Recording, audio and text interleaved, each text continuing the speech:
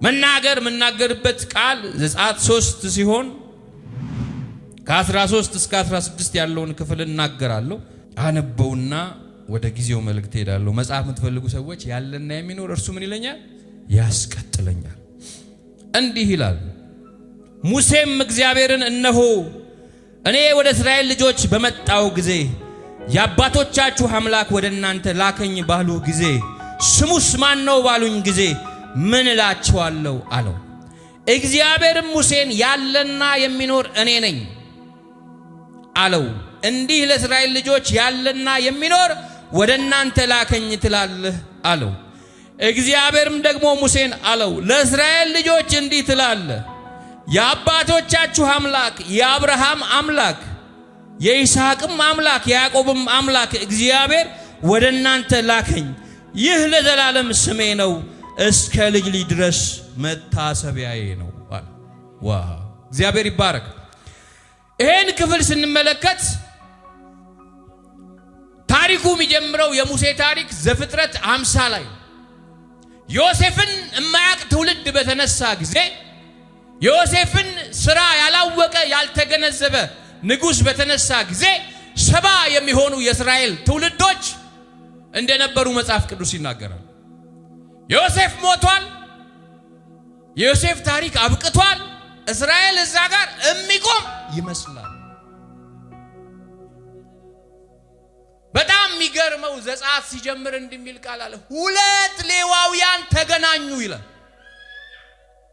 ዘር መቀጠል ስላለበት፣ ወንጌል መቀጠል ስላለበት፣ ትውልድ መቀጠል ስላለበት 2 ሌዋውያን። ሌዋዊ ማን እንደሆነ ታውቃላችሁ? ተገናኙ ይላል። ቀጥሎስ ሙሴ ተወለደ ይላል። የሙሴ ወላጆች እግዚአብሔር ከመረጠው ከሌዊ ዘር የተገናኙ 2 ከ12ቱ ነገዶች የተገኙ 2 ሌዋውያን ተገናኝተው የወለዱት ልጅ ነው ሙሴ። እግዚአብሔር ያለ ምክንያት ወደዚህ ያላመጣችሁም ብያችኋለሁ። ግን ሰው ያለ ምክንያት ከወንጌል ጋር አይገናኝም። ያለ ምክንያት ክርስቶስን አልተቀበልንም።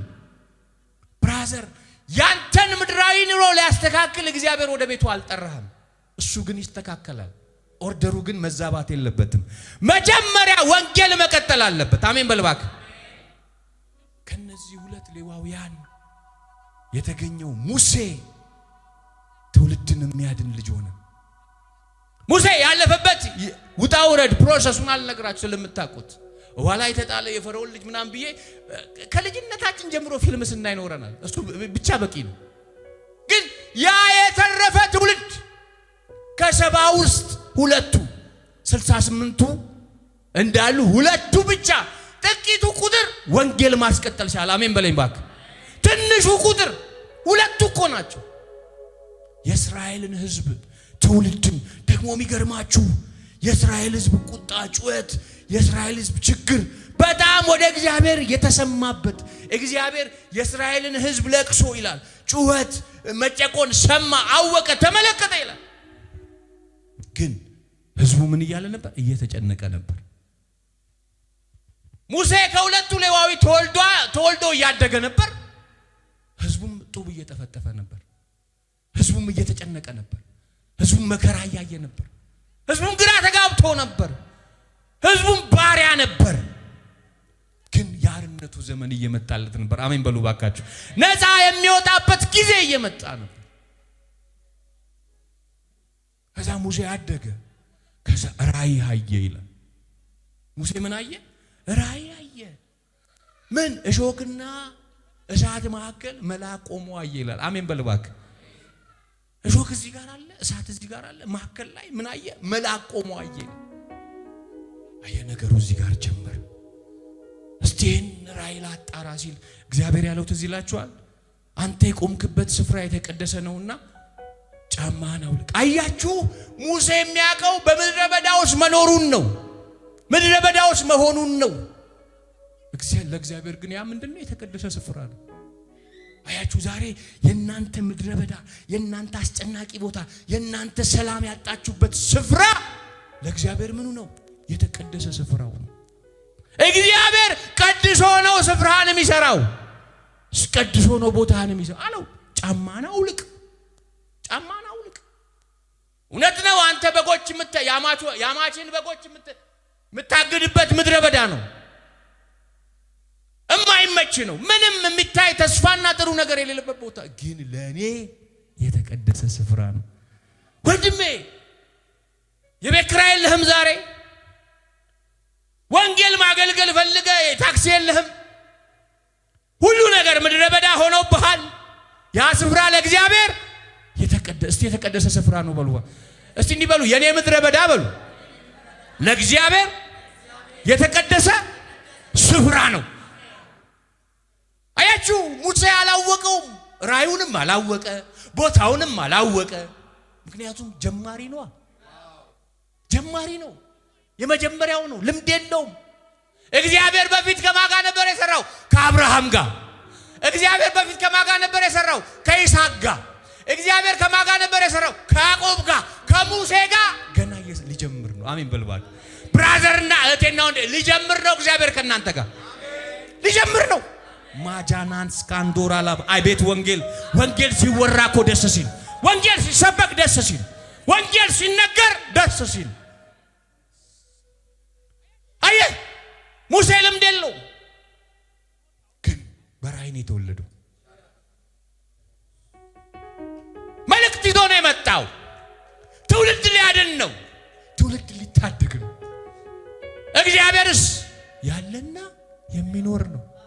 ከአብርሃም ጋር የነበረ፣ ከይስሐቅ ጋር የነበረ፣ ከያዕቆብ ጋር የነበረ፣ አሁንም ከሙሴ ጋር የሚኖር። አሜን በልባክ። አየህ ብቻህን አይደለም። ማንም በክርስቶስ ቢሆን ብቻውን አይደለም። ተጀመረ። ሙሴ ማደገ፣ ራእይ ማየት ጀመረ።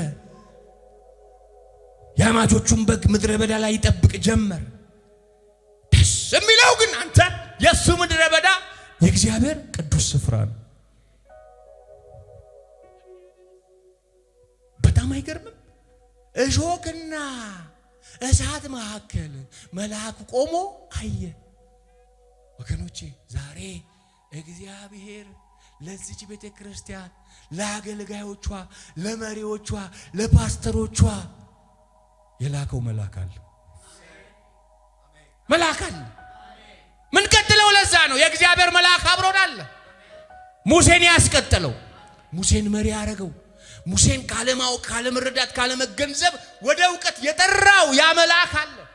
ደስ የሚለው ነግሬያችኋለሁ። መጀመሪያ ምድር ባዶ ነበረች፣ ቅርጽ አልባ ነበረች። ግን የእግዚአብሔር መንፈስ በምን ላይ ነበረ? በውሃ ላይ ሰፎ ነበር። ይኸውላችሁ እግዚአብሔር ምድረ በዳ ውስጥም ሁኑ፣ ጨለማ ውስጥም ሁኑ፣ የማይመች ስፍራ ውስጥም ሁኑ፣ እግዚአብሔር አለ። እግዚአብሔር አለ። በአንተ ኮንቴክስት ነው እኮ በረሃ የምትለው፣ በአንተ ኮንቴክስት እኮ ነው ምድረ በዳ የምትለው። በእግዚአብሔር ኮንቴክስት ምንድን ነው? የተቀደሰ ስፍራ ነው። የተቀደሰ ስፍራ ነው። ለዚህ እኮ ነው በድህነት ላይ እንድንኮራ የሚያደርግ። ለዚህ እኮ ነው አንተ እግዚአብሔር ያበለጽጋል። ለዚህ እኮ ነው አብርሃም ትዝ ይላችኋል። ሎጥ ብልጭልጩን ሲመር ሄዳል፣ እንደው መረጠለት ሄዳለው።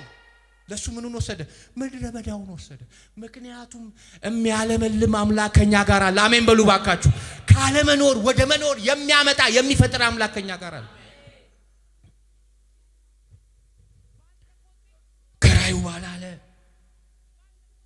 ማን ላከኝ ልበላሉ።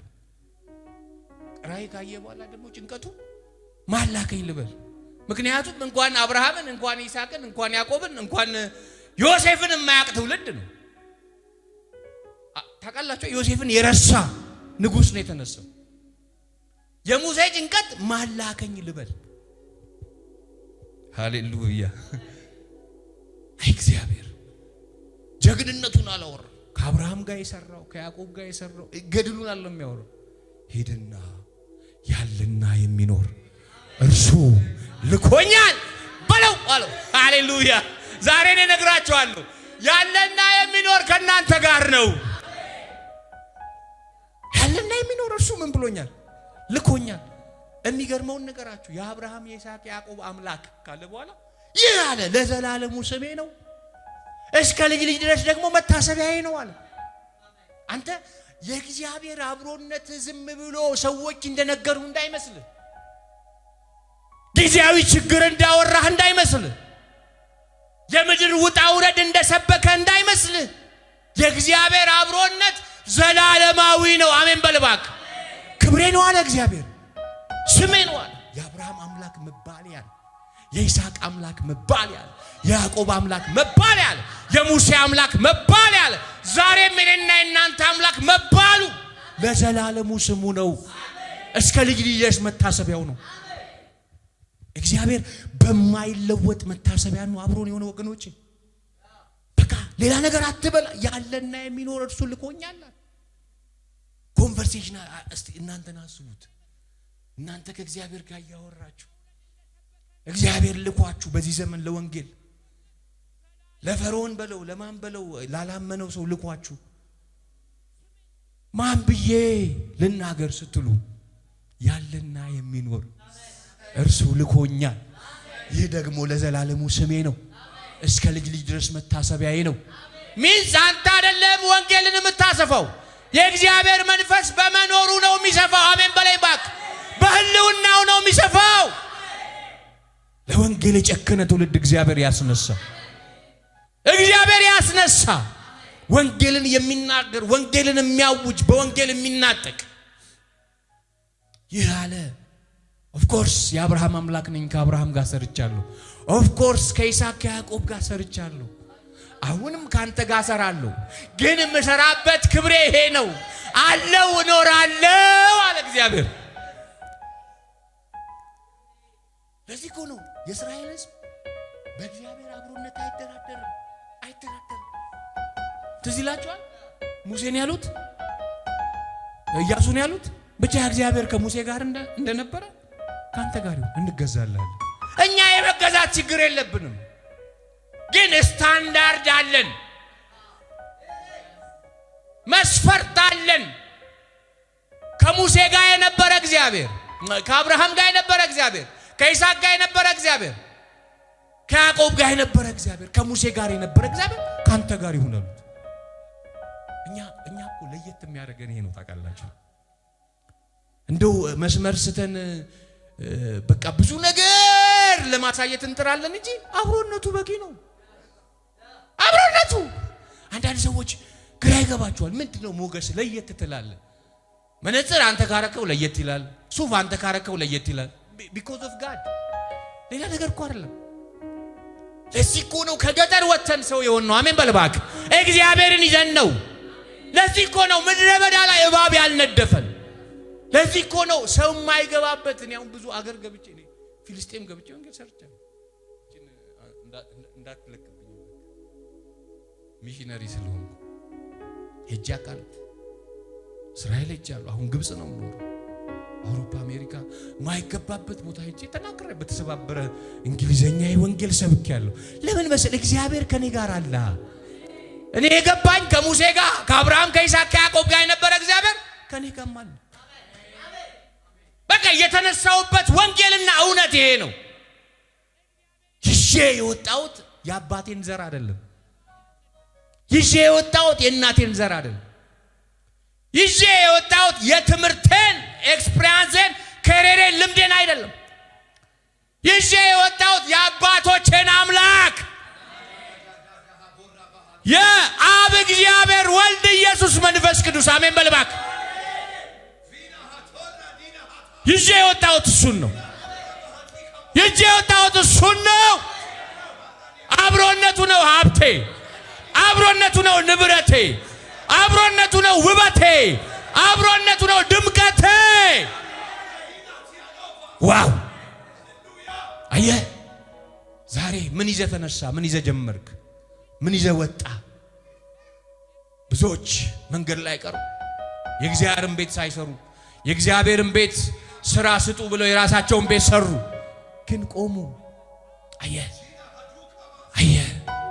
እኔ ገና ምሸልመው እኮ አለ ምድር ላይ ያልታየች የሰው እጅ ያልነካት የስ ማንም የማንም እጅ የሌለባት የተዋበች ያማረች ቤት አለች። እኔ አልሸቅጥም፣ እውነቴን ነው የምነግርህ። ለወንጌል ኖሬ ለወንጌል ሞታለሁ። ለወንጌል ኖሬ ለወንጌል ሞታለሁ። ወንጌልን ጀምሬ በወንጌል አልቃለሁ። አሜን በላይ ባክ። አላደርገውም። እኛ እጃቸውን ይዘን እዚህ ያስገባናቸው ሰዎች ናቸው። ዛሬ የሚኖሩበት ቤት ያስደነግጣል። የእግዚአብሔርስ ቤት ወንጌልስ ኢየሱስስ እውነትስ ደኛሽ ያጌጥን አማረብን ተዋብን ጫማ ቀየርን ልብስ ቀየርን ቤት ቀየርን ኢየሱስስ ወንጌልስ አትጓጓለት ባክ ይሁን ወንጌል ይሻላል አሜን በልባክ ወንጌል ይሻላል ለዚህ ነው ቅድም እንዳልኳችሁ ሩት መጽሐፍ ላይ ሄዳችሁ ስትመለከቱ ቦዔዝ ይላል ባሮቹን መጥቶ እግዚአብሔር ከናንተ ጋር ይሁን አላቸው ይላል እና እኔና እናንተ እንደምናደርክ ደናደርክ ምናም እንደምንባባለው እግዚአብሔር ከናንተ ጋር ይሁን ማለት የእስራኤል ሰላምታ ሁሉ ነው አይደራደሩበትም የእስራኤል ሰላምታ ነው እንደምናደርክ ወደን ሲቆርጣ አደርክ ራስን ሲመታ አደርክ አይባባሉም እነሱ እግዚአብሔር ካንተ ጋር ይሁን ጧት መጥቼ እግዚአብሔር ካንተ ጋር ይሁን ስለ ሰላምታም ነው ዋና ነገራቸው ህልውናው የማይደራደሩበት ሐቅ ነው ወገኖቼ ሃሌሉያ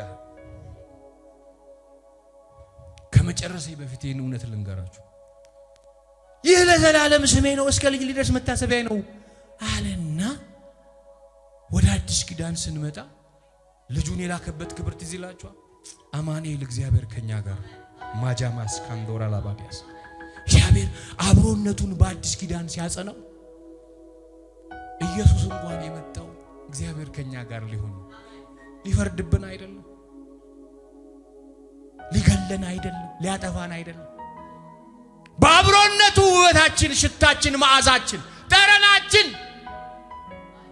ለዓለም እንዲታይ አሜን በልባክ እኔ ዛሬ ነግራችኋለሁ እኔ ዛሬ የገባኝ ወንጌል ከገባችሁ ለወንጌል ኖራችሁ ትሞታላችሁ ይሄ ቀለዋጭ ትውልድ አልሰለቻችሁ እንትናንትን ነዳ እንትናንትን ኖረ እንትናንትን አረገ እንትና አያሳፍርም አሁን እኮ ምድሪቷ ላይ አማኞች በዙ ይባል የጸሎታ የእናት አባቶቻችን ጸሎት ውጤት ነው እነሱ ስለ ወንጌል እንጂ ስለ ምድራዊ ነገር አልጸለዩም ግን እምቢ መኪና እንኳን እምቢ እንትን እምቢ ሚል ትውልድ እኮ የለም አያችሁ እግዚአብሔር የሚገለንን አይስጠን የእስራኤል ሕዝብ ስጋው ክሳት ሆነበት ለነፍሳቸው ክሳት ሆነ እኔ ልንገራችሁ እኔ እግዚአብሔር ይባረካል እኔ ከሰይጣን ቀጥሎ የምጠላው ነገር ቢኖር ድህነት ነው ድህነትን በጣም ነው የምጠላው እግዚአብሔር ይባረክ ባርኮኛል ደግሞ ጌታ ግን ለወንጌል ግን ወንጌል እንድሰራ እንዳገለግል ለዚህ ነው እግዚአብሔር በአብሮነቱ ምን ያህል እንደሚኮራ እንደማይደራደር የምታውቁት በአዲስ ኪዳን እንኳን የዓለም መድኃኒት የሆነው ኢየሱስ ክርስቶስን ወደዚህ ምድር ሲሰደው አማኑኤል ትዝላችሁ አማኑኤል ማለት እግዚአብሔር ከኛ ጋር ነው መልአኩ አይደል ለማርያም የነገራት እግዚአብሔር አብሮነቱን ነው እግዚአብሔር ሲያጸና ከአብርሃም የጀመረ አብሮነቱ ከአብሮነቱ ውጪ ምንም ላንተ የሚረባህ ነገር የለም ባካሜን በላይ ባክ አብሮነቱ ያንተ ከሆነ ሁሉ ነገር ያንተ ነው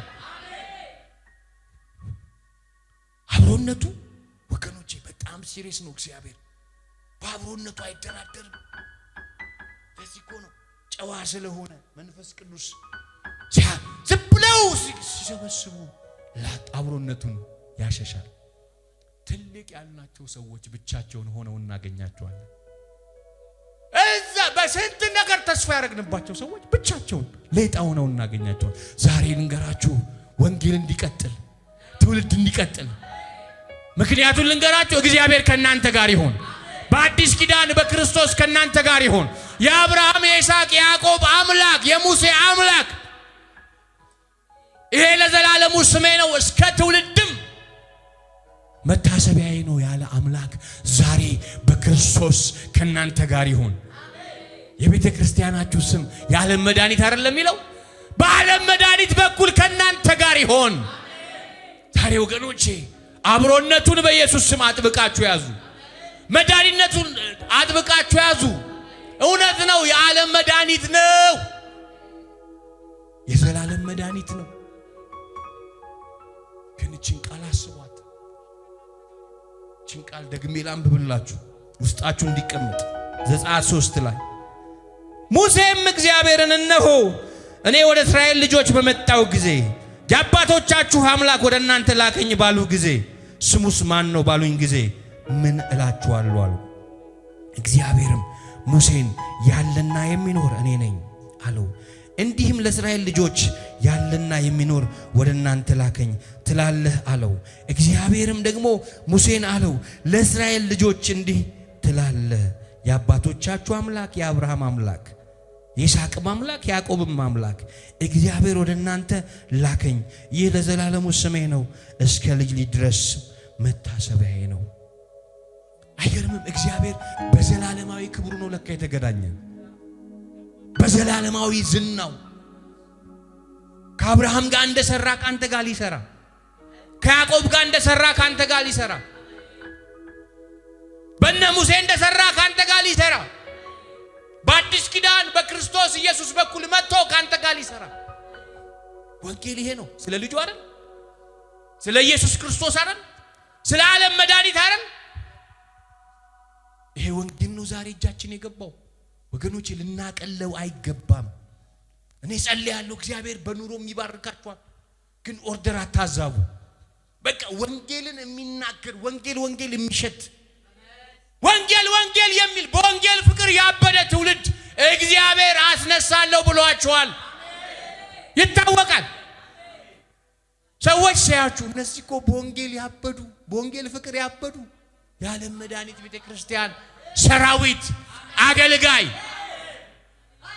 ስማችሁ ይቀየር ዛሬ። አሜን በሉ ይባካችሁ። አድራሻችሁ ይቀየር፣ አቅጣጫችሁ ይቀየር። ገለባው በኢየሱስም ይቃጠል። የሰራዊት ጌታ እግዚአብሔር እንዲያሳየኝ አቧራ ሲራገፍ ከአንዳንድ ሰዎች፣ ዓለማዊ ምኞት ሲራገፍ ከአንዳንድ ሰዎች፣ የከበዳችሁ ነገር ዛሬ በወንጌል ይወድቃል። እንዲህ ያለኝ እግዚአብሔር ጎልያድ ለእስራኤል የመከራ ምንጭ ነበር፣ የጭንቀት ምንጭ ነበር፣ የስቃይ ምንጭ ነበር። ለዳዊት ግን ኦፖርቹኒቲ ነበር። እግዚአብሔር ችግራችሁን እንደዛ አደርጋለሁ እያለ ነው። ቀንበራችሁን እንደዛ አደርጋለሁ። ዛሬ ሰብራችሁ ትወጣላችሁ፣ አልፋችሁ ትሻገራላችሁ። ወንጌልን ይዘን ከፍ እንላለን። ይህን አገልግሎት ለመደገፍ ከስር ባስቀምጥነው የባንክ አካውንት እንድትጠቀሙና የወንጌልን ስራ አብራችሁን እንድትሰሩ እያለን ዩቲዩብ ቻናላችንን ሰብስክራይብ በማድረግ ፌስቡክ፣ ኢንስታግራም እና ቲክቶክ አካውንታችንን ፎሎ በማድረግ የጌታን ስራ እንድትደግፉ ጥሪ እናቀርብላችኋለን። ለበለጠ መረጃ በእነዚህ ስልኮች ተጠቅመው ይደውሉ። ተባረኩ።